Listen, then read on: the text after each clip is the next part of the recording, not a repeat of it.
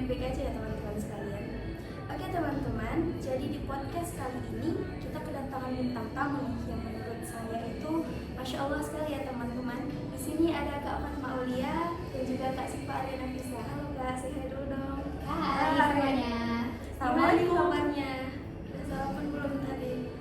Alhamdulillah baik, sudah sarapan juga. Nah baik teman-teman, jadi di podcast kali ini kita akan membahas pembahasan yang cukup menarik perhatian, yaitu mengejar cintanya Allah. Nah kalau zaman sekarang ini kan kita hanya berfokus kepada cinta pada manusia aja nih ya kan Kak. Jarang sekali orang-orang tertarik pada pembahasan kali ini, tapi menurut saya pembahasan kali ini tuh menarik banget gitu. Nah jadi Kak Fatma dan Kak Siva, pada zaman era modern sekarang ini kan menurut kalian itu apa sih sebenarnya arti dari cinta itu sendiri? Dan ngomong-ngomong soal cinta, biasanya orang-orang itu fokus utamanya itu kan hanya kepada manusia ya. Tapi pertanyaan kali ini yang ingin saya tanyakan adalah cinta kepada Allah. Nah dari antara kedua tersebut, menurut kalian itu bagaimana sih definisi cinta manusia kepada Allah dan cinta manusia kepada manusia? Dan apa perbedaannya? Baik ya, mengenai cinta. Cinta ini memang selalu menarik gitu ya untuk dibahas, apalagi sekarang ini kita mengaitkannya dengan ajaran Islam. Jadi yang pertama itu ada definisi cinta. Jadi kalau misalnya definisi cinta, dia itu secara bahasa itu dia perasaan kasih dan sayang terhadap sesuatu ataupun orang lain. Nah, kalau misalnya dia secara istilah, cinta ini dia perasaan yang memang dialami oleh setiap makhluk dan menimbulkan perasaan kasih dan sayang gitu bagi yang merasakannya.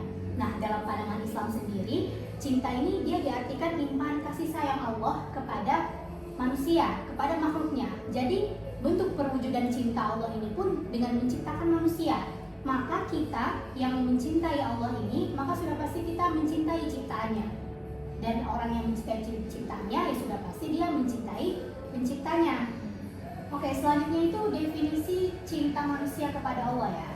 Jadi kalau cinta manusia kepada Allah itu berarti kita sebagai manusia ini itu melaksanakan apa yang diperintahkan oleh Allah dan menjauhi segala larangan Allah gitu.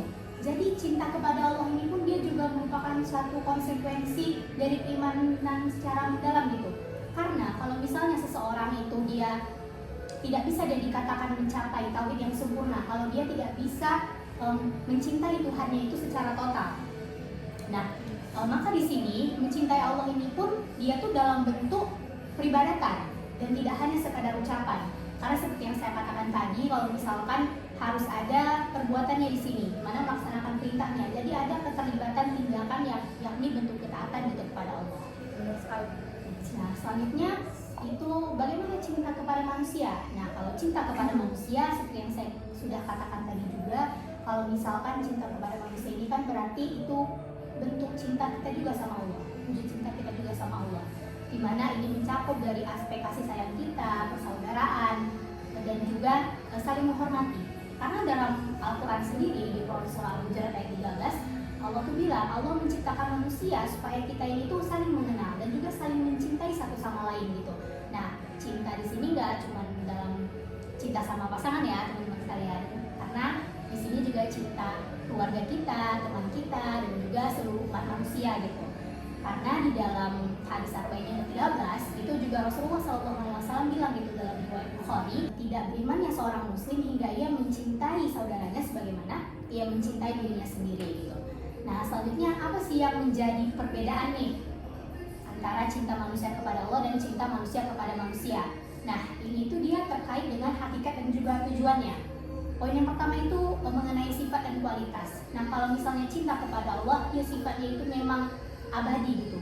Dia melampaui batas dari segala bentuk kasih sayang kepada manusia gitu. Kemudian yang kedua mengenai tujuannya. Kalau kita cinta kepada Allah, ya tujuannya memang mendekatkan diri kepadanya. Bagaimana kita mendapatkan keridhoannya? Berbeda sama manusia yang tujuan akhirnya itu memang akhirnya kan bersifat egois gitu dan berakhir sama kekecewaan. Nah, kemudian yang ketiga ada bukti cinta. Kalau kita bukti cinta, ya pastinya kita melaksanakan ibadah sama Allah gitu. Bentuk cintanya ya kita beribadah sama Allah. Sedangkan sama manusia itu kan seringkali tolak ukurnya itu dia memang bagaimana interaksi sosial dalam kehidupan sehari-hari.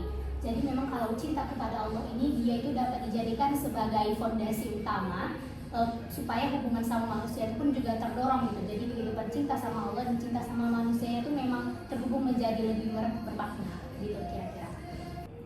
Nah, itu persepsi dari Kak Siva sendiri ya. Nah, gimana kalau Kak Fatma pandangannya tentang pertanyaan tersebut? Kalau pribadi saya sendiri ya, kalau definisi cinta itu yang pertama maulul qalbi illa syai'. Artinya apa?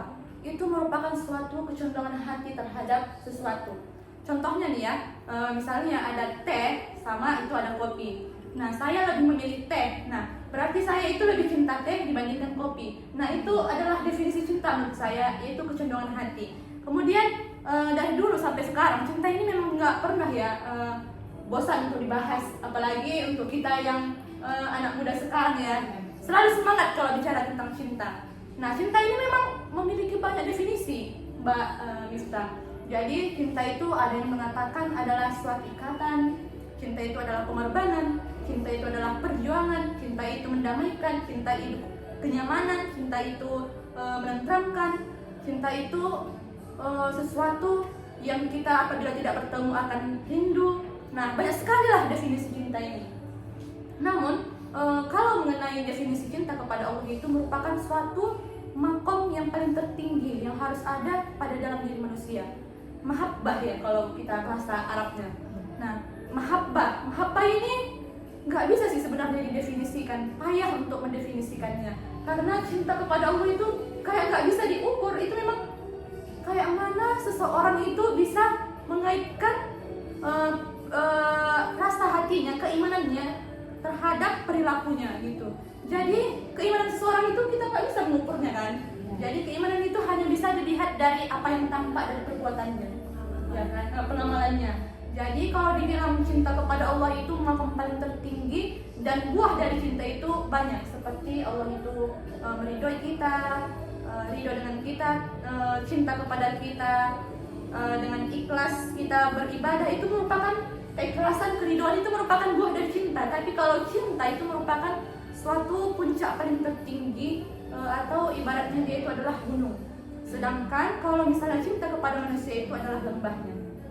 Jadi cinta kepada manusia itu kalau saya definisikan sebenarnya adalah sesuatu yang baik juga. Tapi kalau misalnya ya cinta kepada manusia ini bisa menimbulkan dua loh. Yang pertama ada cinta, memang cinta. Yang kedua ada nafsu. Jadi kalau kita berbicara tentang cinta kepada manusia, saya menangkap dua hal. Yang pertama yaitu cinta, yang kedua yaitu nafsu. Bagaimana membedakannya? Kalaulah kita cinta memang kepada manusia, bukti cinta itu kita bisa mendekatkan diri kepada Allah. Kita mencintai dia karena memang layak dicintai. Kita bisa mendekatkan diri kita kepada Allah. Kita bisa menjadi lebih taat kepada Allah. Kita bisa lebih menjalankan ibadah dengan konsisten dan istiqomah. Nah, sedangkan kalau nafsu ini, cinta itu hanya sekedar kayak mana ya, rasa suka aja, suka, dan ini bisa berujung kepada yang hal yang haram sih, seperti tanda kutip pacaran. Nah, cinta kepada manusia, cinta kepada lawan jenis ya. Nah, itu dia. Jadi kalau dikaitkan cinta kepada manusia dan cinta kepada Allah ini, menurut saya itu harusnya kita harus melebihkan cinta kita itu kepada Allah. Tidak boleh kita lebih cinta kepada manusia, dan menurut saya tidak boleh seimbang antara cinta Allah dan cinta kepada manusia. Karena cinta kepada Allah ini adalah sebaik-baiknya cinta yang harus kita miliki, di mana dia kan yang memiliki semuanya. Anda menyukai keindahan, Allah punya keindahan.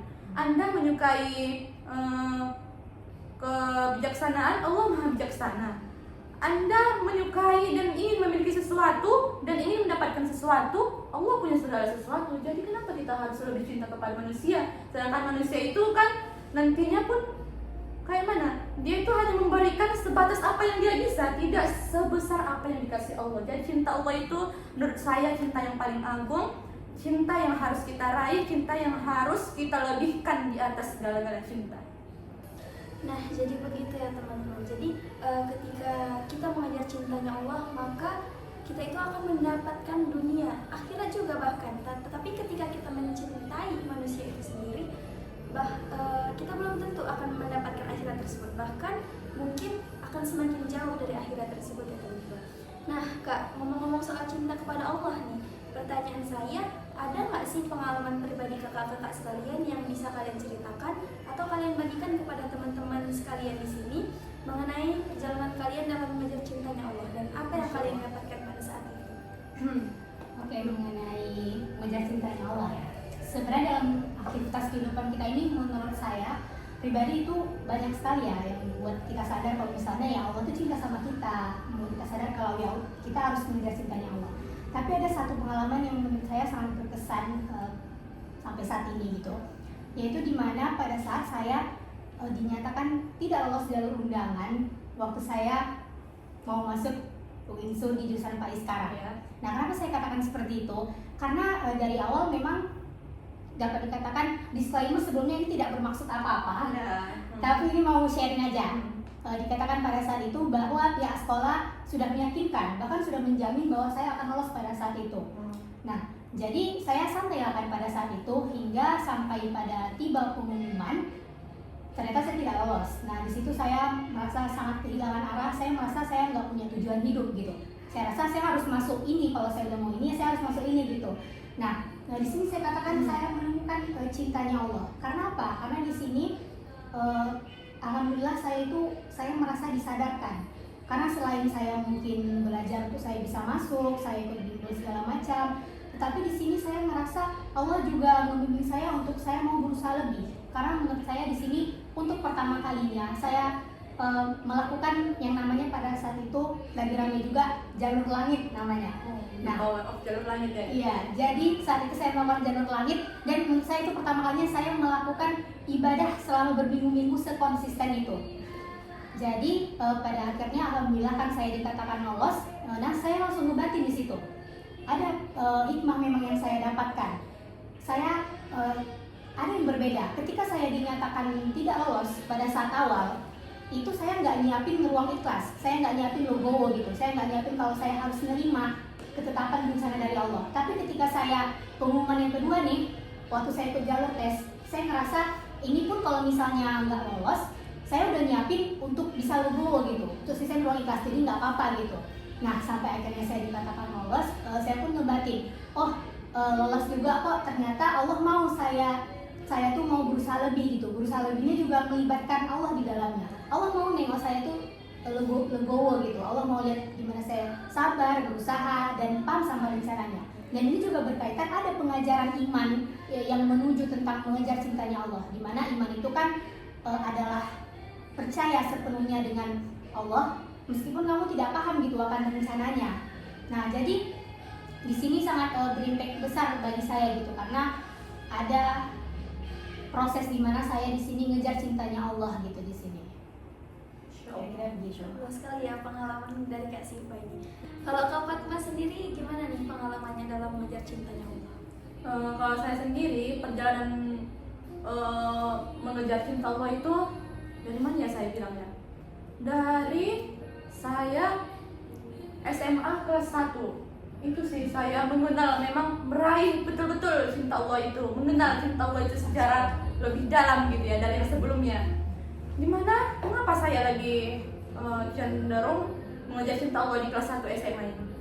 Dimana saat itu ya saya masuk SMA, terus di semester 1 nih saya tuh orangnya memang dibilang ambis lah ya, ambis dari SD sampai misalnya SMA gitu. Memang alhamdulillah saya selalu mendapatkan prestasi yang baik di sekolah, dan alhamdulillah itu orang tua saya bangga, teman-teman saya juga mendukung dan bangga kepada saya. Alhamdulillah gitu maksudnya. Terus di semester 1 nih kita itu kan daring. Itu COVID kayaknya, COVID. Terus itu daring. Saya itu sudah belajar semaksimal mungkin. Saya itu sudah memenuhi tugas setepat waktu mungkin, atau sebelum time-nya juga saya sudah kumpul gitu kan. Tiba nih pas penerimaan rapot gitu kan. Setelah saya memang berpikir saya memang akan mendapatkan prestasi juga gitu kan. Ternyata teman-teman, itu dibalik atau di luar nalar lah menurut saya nggak mendapatkan 1, 2, 3 loh gitu kan. Terus saya diam gitu setelah diumumkan gitu. Ya Allah gitu, salahku apa gitu. Aku sudah mengerjakan semua tugas, sudah rajin, sudah aktif kan gitu di daring ini. Terus kayak gini teman-teman, jadi saya itu merasa bahwa mengejar apa ya, engkau membesarkan sesuatu yang tidak bernilai di hadapan Allah itu rasanya itu nggak ada apa-apanya loh, daripada kita itu mengejar cinta Allah yang kau itu akan terus merasa tenang dan kau itu mendapatkan semuanya kalau kau mengejar cinta Allah, dibandingkan penilaian-penilaian manusia yang menurut manusia itu kau hebat, kau itu berprestasi, kau itu cerdas. Itu tidak ada gunanya dibandingkan kita itu menjadi orang yang taat kepada Allah. Nah, jadi dari situ memang sebelumnya saya sudah kalau dibilang ibadah masih yang wajib-wajibnya saja. Terus mulailah saya mengadu sama Allah gitu kan. Mulai saya mengadu sama Allah, terus saya mengadu di sepertiga malam, saya mengadu, ya Allah kenapa kayak gini? Apa salah saya gitu? Ternyata sakit juga ya dibilang orang, loh kamu kan pintar kok, masa di saya nggak dapat gitu kan. Belum lagi harapan orang tua yang berharap kita itu memang mendapatkan prestasi yang baik, padahal kita memang sudah berusaha semaksimal mungkin, namun takdir Allah berkata lain. Nah, disitulah saya merasa bahwa mengejar cinta Allah itu lebih utama dan lebih tenang dibanding dengan mengejar cinta manusia itu yang nggak ada habis-habisnya gitu loh. Capek loh kita kalau kita mengejar cinta manusia, pengharapan manusia, penilaian manusia terhadap kita itu capek. Jadi saya mau berpesan bahwa jadilah versi terbaik menurut Allah, jangan jadi versi terbaik menurut manusia. Karena kalau nanti suatu saat Allah ingin menjatuhkan Anda bisa saja, tapi ketika hati Anda bertaut dengan Allah, sekecewa apapun Anda tidak akan pernah merasa jauh dan merasa ditinggalkan oleh Allah. Nah, menarik sekali ya teman-teman pengalaman dari kedua kakak. Pesan yang saya dapatkan itu jadi ketika seseorang yang baru ingin mengejar cintanya Allah, justru malah harus terpuruk dulu ya, justru malah harus jatuh dulu baru dia ingat kepada Allah, dan dari situ mungkin itu dia akan memulai perjalanannya dari situ untuk mengejar cintanya Allah. Iya, hikmah lah kalau dibilang hikmah. Iya. Nah, kalau tadi pembahasan tentang mengejar cintanya Allah nih, ngomong-ngomong, ada nggak sih pengalaman pribadi dalam kakak-kakak ini dalam mengejar cintanya itu kepada manusia, dan ketika mengejar cintanya kepada manusia itu apa perbedaan yang kontras yang kakak-kakak sekalian dapati saat mengejar cintanya Allah dan cintanya manusia? Baik ya, kalau tadi mengenai mengejar cintanya Allah, ini pengalaman kita gimana waktu kita mengejar cintanya manusia. Nah, jadi kalau misalnya mengejar cinta manusia kan berarti kita punya perasaan gitu kan sama manusia, kita cinta. Sebenarnya kalau kita cinta, kita suka sama manusia, itu kan perasaan yang memang ada dan wajar gitu kan. Ya. Cuman mungkin rasa sakitnya yang nggak wajar, gitu kan. Nah, kenapa bisa seperti itu? Ya itu tadi, karena kita berharap lebih gitu sama manusia. Nah, jadi ketika saya suka ataupun cinta kepada manusia, yang saya gitu saya notice bahwa saya itu, singkat ceritanya itu tidak melibatkan Allah di situ, tidak ada keterlibatan Allah. Saya hanya fokus sama manusianya saja pada saat itu. Saya fokus gimana manusia ini bisa membalas cinta saya, bagaimana dia mengusahakan saya seperti yang saya mau, bagaimana pada akhirnya itu dia jangan meninggalkan saya, pokoknya gitulah kan. Nah, dan ketika pada akhirnya semua hal yang saya tidak inginkan itu terjadi, ya stres sendiri gitu jadinya. Kan gitu ya. Jadi di sini maka ada perbedaan kontras antara cinta Allah sama cinta manusia yang pastinya berkaitan sama berharap tadi. Kalau misalnya cinta sama manusia itu dia memang melibatkan emosi yang nggak stabil gitu. Jadi dia bersifat sementara, terus ya kita kebawa emosi lah gitu kan. Nah, kalau misalnya cinta sama Allah, itu sifatnya memang abadi, dia tuh sifatnya absolut, kemudian sifatnya itu memang ya stabil gitu. Karena cinta kepada Allah itu memang lebih menjamin gitu kan. Jadi memang cinta sama Allah ini ada kedamaian, ada ketenangan yang nggak bisa kita dapat gitu sama manusia. Ada kaitan spiritual yang dalam cinta manusia itu nggak akan kita dapat gitu. Itulah kira-kira jawaban saya. Kalau pendapat Kak Fatma sendiri gimana nih? Kalau ditanya tentang perjalanan cinta, mengejar cinta manusia, kalau saya sendiri, saya merasa ya, saya tidak pernah merasa bahwa saya itu memang cinta gitu sama manusia, berharap. Hanya penasaran aja. Iya gini Kalau Kak. Saya cuman memang saya orangnya cuek gitu kan. Saya orangnya cuek dan saya memang tidak mau mengambil pusing tentang cinta. Saya nggak mau cinta itu masuk ke dalam diri saya gitu. Maksudnya cinta manusia ya, karena memang saya lihat cinta itu ribet gitu loh. Cinta itu ribet gitu. Ngapain sih orang harus bercinta gitu? Ngapain gitu? Memang dengan tanda kutip cinta itu adalah anugerah, tapi tidak menyalahi bahwa saya juga pernah jatuh cinta. Itu salah satu pertanyaan yang membuat saya itu aneh kali ya, orang bertanya, "Pak, kau pernah nggak jatuh cinta sama orang lain gitu?" Aku terheran-heran, aku mau jawab apa, mau kayak mana jawabnya. Dia bilang aku pernah nggak jatuh cinta sama orang lain. Bayangkan, aku itu manusia loh, juga punya perasaan, juga ada anugerah yang diberikan oleh Allah kepada saya. Jadi saya pernah jatuh cinta sama manusia, tapi itu menjadikan saya mendekatkan diri kepada Allah, karena sejatinya kalaupun saya jatuh cinta pada saat ini gitu, itu nggak ada gunanya juga gitu, sama dengan jalurnya masih jalur haram dan jalur dosa gitu kan. Jadi untuk apa kita memperlibat diri kita dengan sesuatu yang Allah larang? Masanya pun dosa lama gitu. Udahlah dosa banyak ya kan, jangan tambah-tambahin lagi. Jadi menurut saya kalau perjalanan cinta mengejar cinta manusia itu, bagi saya dalam hidup saya itu tidak terlalu dominan gitu, tidak terlalu dominan. Dan semoga Allah nanti memberikan yang terbaik di waktu yang tepat gitu. Terus perbedaan kontrasnya nih ya, kalau menurut saya ketika saya mengejar cinta manusia, yang saya dapatkan itu bukan Allah gitu, tapi saya menemukan dalam mengejar cinta manusia itu hanya ada kekecewaan nantinya. Ini dalam tanda kutip mengejar penilaian manusia, bukan cinta manusia. Termasuk juga sih itu cinta manusia. Kita berharap orang lain itu cinta sama kita, suka sama kita dengan perbuatan-perbuatan kita, padahal kau itu nggak dinilai juga sama dia, nggak ada untungnya sama dia. Dia hanya berharap kau itu bisa memenuhi karakteristik dia gitu. Jadi ya udah, kita fokus kepada cintanya Allah saja, yang cinta manusia. Masya Allah sekali ya jawaban Kak Fatma satu ini. Saya pernah dengar juga nih Kak, katanya Allah itu tidak melarang seseorang untuk mencintai hambanya, tapi Allah hanya melarang ketika hambanya itu mendekati satu sama lain. Jadi ibarat itu kayak saling berkenalan, berpacaran gitu mungkin ya Kak ya. Nah kalau tadi pembahasan kita tuh tentang mengejar cintanya Allah, mencintai Allah. Ngomong-ngomong, menurut Kak Fatma dan Kak Siva, apakah Allah juga bisa mencintai hambanya? Dan bagaimana sih ciri-ciri bahwasanya Allah itu sangat mencintai hambanya? Jadi kalau pertanyaan tanda bahwa Allah itu sudah mencintai kita, yaitu pertama, kalau Allah mencintai manusia itu bukan dikasih nikmat duluan, Mbak Mista. Jadi ketika Allah mencintai hambanya, yang pertama dikasih itu adalah musibah atau ujian. Mengapa musibah? Karena Allah ingin melihat seberapa keimanan Anda terhadap Dia.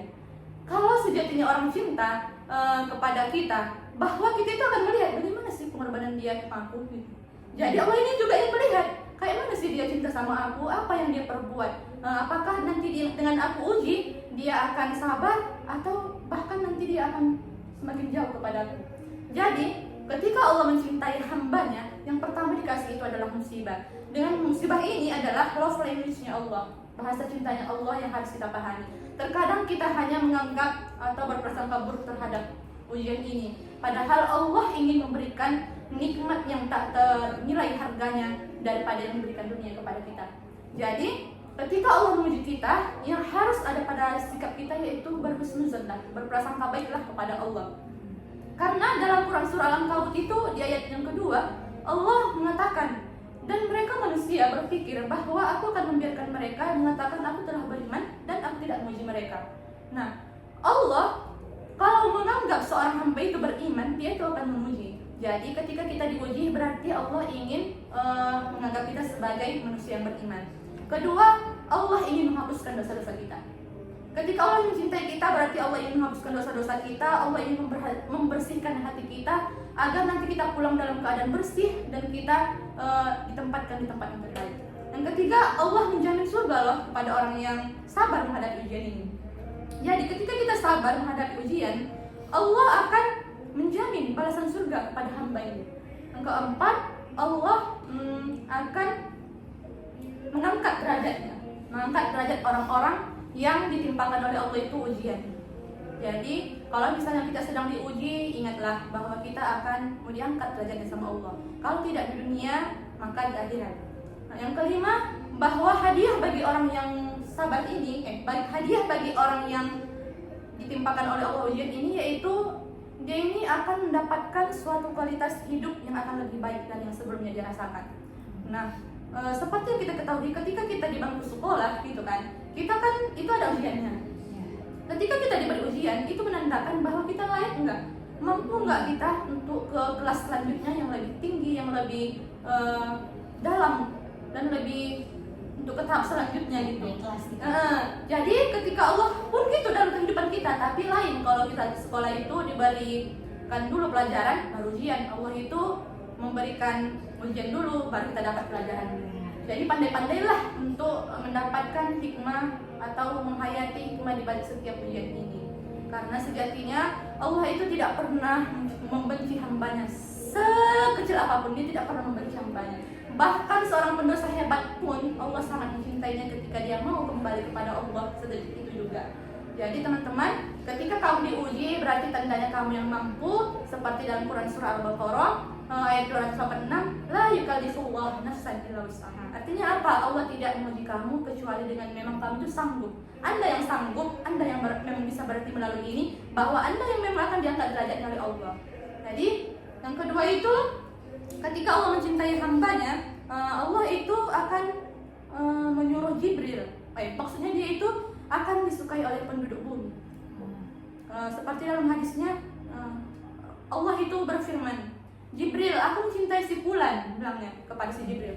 Maka cintailah dia. Jibril pun mencintainya. Kemudian fayunadi Jibril ila ahli sama. Jibril ini menyuruh juga kepada penduduk langit. Wahai penduduk langit, aku mencintai Allah mencintai si fulan, maka kamu harus juga mencintainya. Penduduk langit pun mencintainya, kemudian dia diterima di bumi ini.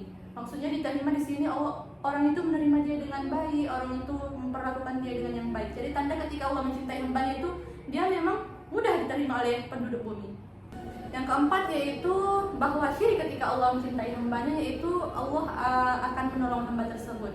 Dimana dalam hadisnya yaitu yang berbunyi, An Abi Hurairah radhiyallahu anhu, qala Rasulullah sallallahu alaihi wasallam, innallaha man 'ada li waliyan faqad adantuhu bihil harbi wa ma taqarraba ilayya 'abdi bi syai'in ahabba ilayya mimma aftaratu 'alayhi wa ma yadalu 'abdi yataqarrabu ilayya bin nawafil hatta uhibba fa idza ahbabtuhu kuntu sam'ahu alladhi yasma'u bihi wa basarahu alladhi yubsiru bihi wa yadahu allati yabtisha bihi wa rihlatul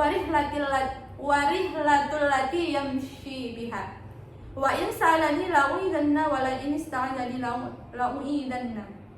Artinya bersumber dari Abu Hurairah radhiyallahu anhu bahwa sesungguhnya Rasulullah sallallahu alaihi wasallam bersabda, sesungguhnya Allah Ta'ala berfirman, siapa yang memusuhi para waliku maka telah aku melakukan perang terhadapnya, dan tidak ada takarrubnya seorang hamba kepada aku yang lebih aku cintai daripada dia itu melaksanakan kewajiban kepada aku. Dan adapun hamba-hambaku yang mengerjakan sunnah atau nawafil, maka aku akan sangat mencintainya. Dimana ketika aku akan menjadi pendengarnya, aku akan jadi melihatnya, aku akan jadi tangan untuk berbuat, aku akan jadi kakinya yang digunakan untuk berjalan. Jika dia meminta kepadaku, niscaya aku akan berikan, dan jika dia meminta perlindungan dariku, niscaya akan aku lindungi. Masya Allah sekali hadis ini, yaitu merangkum bahwa ketika Allah mencintai hambanya itu, Allah akan memberikan apapun yang hamba ini mau. Jadi ketika Anda dicintai oleh Allah Subhanahu wa Ta'ala, apapun yang Anda mau itu mudah bagi Allah.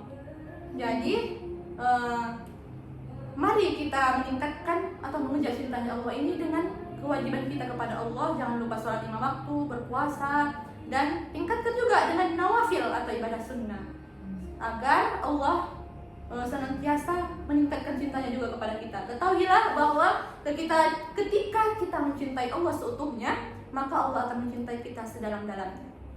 Terus ada juga yang keempat, yaitu ketika Allah mencintai hambanya, dia akan diwafatkan dalam keadaan yang baik. Bahwa orang-orang yang dicintai Allah ini akan diberikan Allah kesempatan untuk beramal soleh. Idza aradallahu azza wa jalla khairan bi abdi yuftahullahu azza wa jalla amalan solihan qabla mautihi. Allah akan membukakan amal soleh, kesempatan beramal soleh sebelum dia mati. Tsumma yuqbilu alaihi, dan Allah akan mewafatkannya dalam keadaan yang baik. Sungguh indah bukan kalau misalnya tujuan hidup kita ini mendapatkan cinta Allah, maka akhirnya juga adalah di akhir nanti juga adalah cinta Allah, kita diwafatkan dalam keadaan yang baik. Kemudian yang terakhir nih teman-teman, tanda ketika Allah mencintai hambanya yaitu akan difahamkan dalam urusan agama. Beruntung sekali sih kita masuk jurusan pendidikan agama Islam, tandanya Allah mencintai kita. Ya, dibimbing Allah untuk berzikir kepada Allah, mengingat Allah, beribadah kepada Allah, tata caranya kita tahu. Ini bukti bahwa memang kita ditunjuki Allah jalan, memang kita itu pantas untuk mendapatkan cinta Allah. Itu saja sih. Masya Allah. Nah, menurut Kak Siva sendiri, apakah Allah itu bisa mencintai hambanya, dan bagaimana menurut Kak Siva ciri-ciri Allah itu mencintai hambanya? Baik ya, seperti yang sudah Kak Fatma sampaikan tadi itu sudah benar semua ya, poinnya juga udah mencakup lah gitu. Tapi di sini ada sedikit tambahan dari saya bahwa ciri ketika Allah itu mencintai hambanya, yang pertama Allah itu memenuhi permintaannya gitu. Tapi dalam artian bukan berarti kalau misalnya permintaan kita nggak dipenuhi Allah nggak cinta, nggak begitu ya. Karena di sini yang saya maksud adalah Allah itu kita merasa bahwa ada pertolongan Allah. Karena kan kalau misalnya kita berdoa itu ada doanya yang langsung dikabulkan, ada yang dikabulkan tapi ditunda dulu. Ada juga Allah ganti gitu sama yang lebih baik dengan rencana Allah gitu kan. Nah, tapi di sini memang yang saya maksud adalah kita merasa karena Allah mencintai kita, ya Allah akan menolong hambanya gitu. Kemudian poin selanjutnya itu ada ketenangan batin gitu.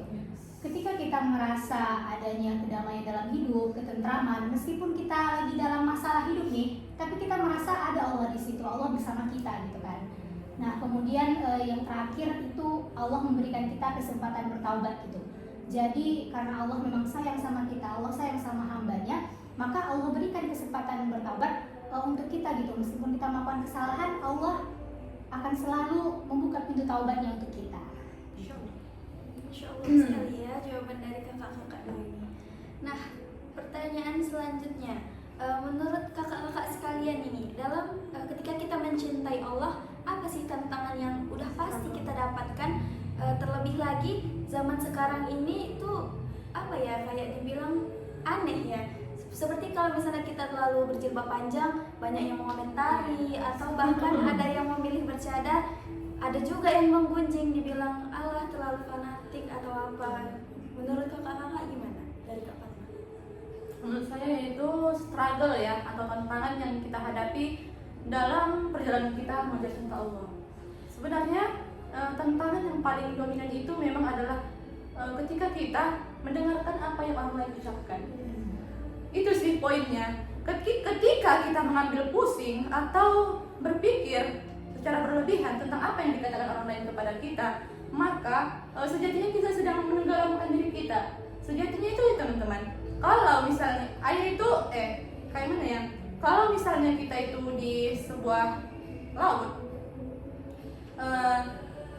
kapal itu tenggelam karena dia memasukkan air ke dalamnya.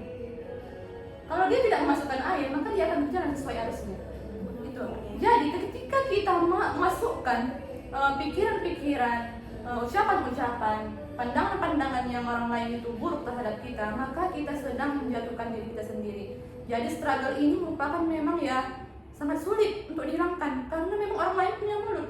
Iya kan? Orang lain punya mulut, kita hanya bisa menutup telinga kita tidak mendengarkan hal itu. Tantangannya itu sih menurut saya. Sama kalau dibilang lingkungan juga ya, lingkungan bisa jadi bisa membentuk seorang itu menjadi lebih buruk dari yang sebelumnya. Contohnya saja ya, banyak orang yang di luar sana yang dia itu lulusan pesantren gitu, dia itu berjilbab panjang. Setelah dia keluar dari lingkungan pesantren ini, nyatanya dia itu teman-teman berpakaian seperti layaknya tidak seorang santri, ngajinya pun sudah kurang, ibadahnya apalagi gitu, karena terikut oleh arus zaman sekarang, yaitu terutama media sosial lah. Dia sudah mengenal yang namanya dunia luar. Jadi untuk menghadapi tantangan ini, yang bisa kita lakukan adalah coba renungkan lagi sebenarnya tujuan kita ini hidup apa gitu. Kita manusia, ingat kita akan kembali kepada Allah. Yang kita bawa cuma amal kita, bukan omongan orang lain. Toh kita pun nanti kembali juga ya ke Allah itu dengan sendiri-sendiri. Ngapain kita memikirkan ucapan orang lain yang tidak membawa manfaat kepada kita? Kalaupun kita mau memikirkan ucapan orang lain, pikirkan ucapan orang lain yang menambah semangat ketaatan kita. Jangan orang-orang lain yang membuat kita itu down dan jatuh sejatuh-jatuhnya. Kita ini hidup ini sudah capek. Jangan lagi memikirkan sesuatu yang di luar ekspektasi orang lain terhadap kita. Cobalah jadi hamba yang terbaik menurut Allah. Coba jangan jadi sesuatu yang orang lain atau dunia mau. Jadi hamba terbaik sehingga kita pulang dalam keadaan yang baik. Baik teman-teman, mungkin itu pendapat dari Kak Fatma, tantangan yang akan kita dapat ketika kita mengajar cintanya Allah pada zaman yang modern sekarang ini ya.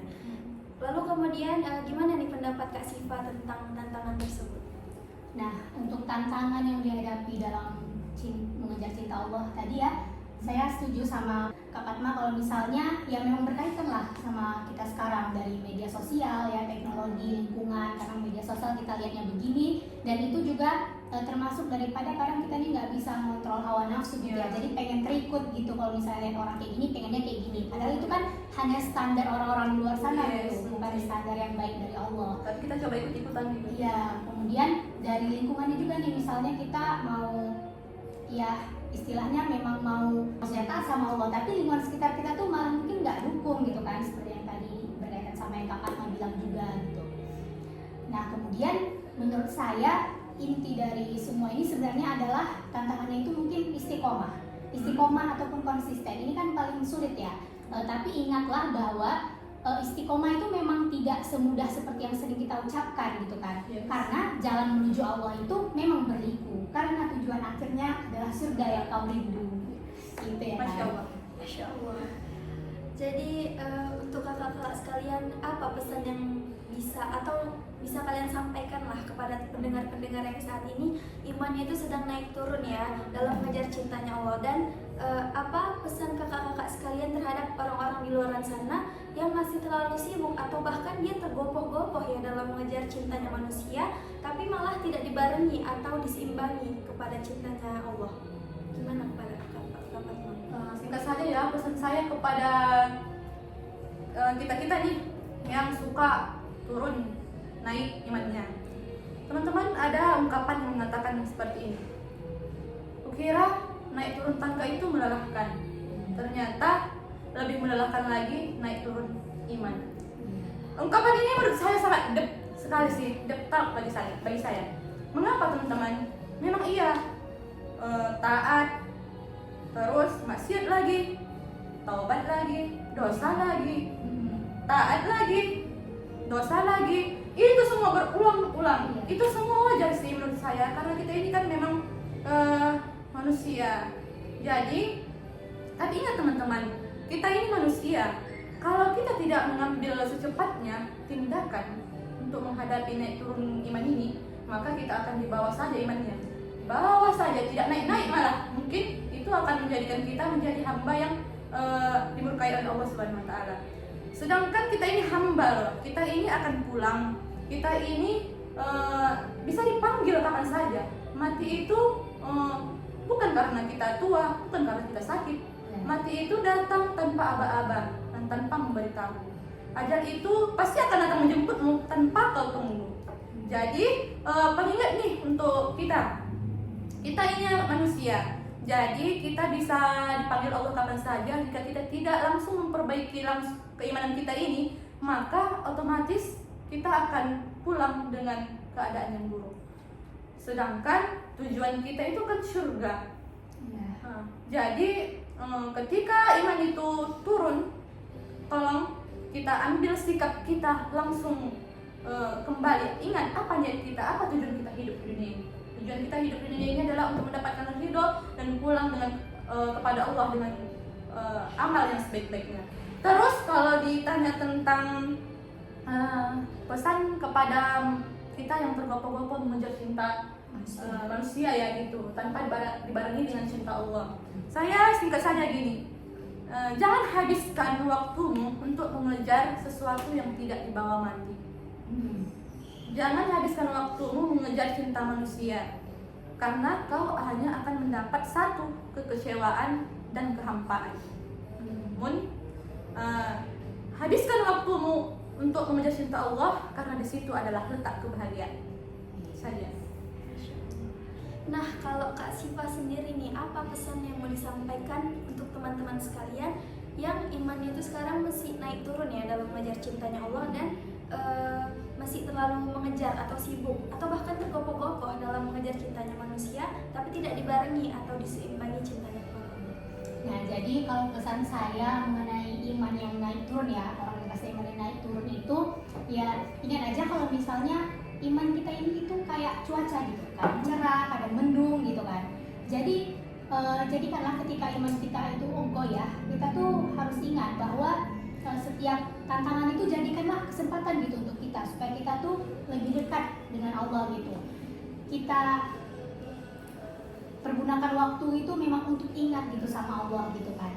Dan ingat juga kalau misalnya iman kita tuh lagi goyah naik turun, Allah tuh nggak pernah ninggalin kita sendirian. Allah tuh nggak akan ngebiarin kita sendirian buat ngelewatinnya gitu. Dan Allah itu memang sebaik-baiknya penolong kita gitu. Seperti yang dikatakan dalam Quran surah Al-Imran ayat 173 bahwa cukuplah Allah sebagai penolong kita dan Dia adalah sebaik-baiknya pelindung gitu kan. Nah, kemudian untuk orang nih yang tergopoh-gopoh dalam mengejar cintanya manusia gitu ya.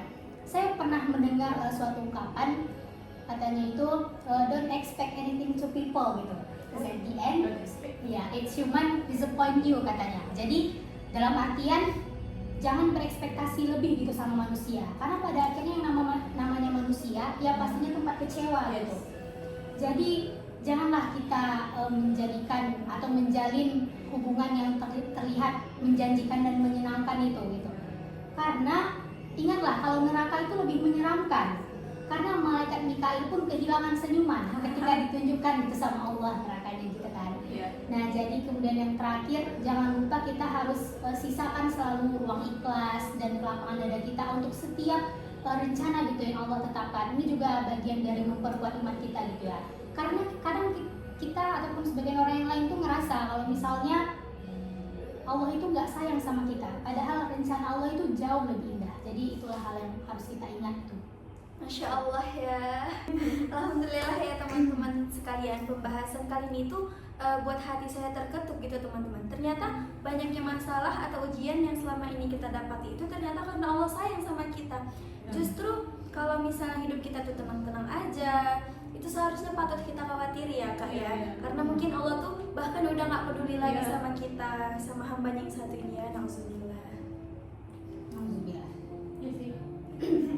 Oke teman-teman, ngobrol-ngobrol kita cukupkan sampai sini aja ya. Terima kasih kepada kedua bintang tamu kita, Kak Fatma dan Kak Siva, yang sudah sharing-sharing nih dan berbagi ilmu tentang mengejar cintanya Allah. Insya Allah kedepannya kita berusaha ya dan belajar menjadi seseorang yang selalu mengejar cintanya Allah ya Kak ya. Harus itu. Terima kasih sudah menonton video ini. Jangan lupa tekan like, komen, dan juga subscribe.